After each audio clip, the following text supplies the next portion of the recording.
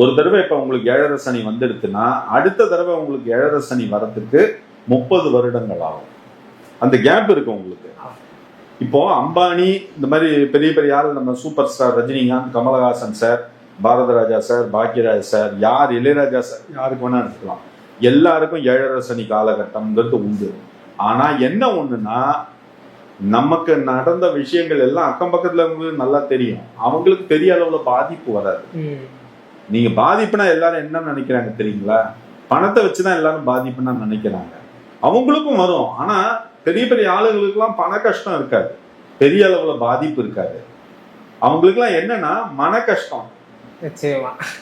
Night தூங்குவாங்க, தூக்கம் வராது, ஏதாவது மைண்ட்ல ஓடிட்டு இருக்கும். சனீஸ்வர பகவான் மாத்திரம் எப்பவுமே 3 விஷயமா அடிப்பார். உடல் ரீதியா அடிப்பார், மன ரீதியா அடிப்பார், பண ரீதியா அடிப்பார். இதுல நம்மலாம் பார்த்தோம்னு வச்சுக்கோன்னா பண கஷ்டத்துல அடிப்பார். நமக்கு என்ன மிஞ்சி மிஞ்சி தரப்போறாரு?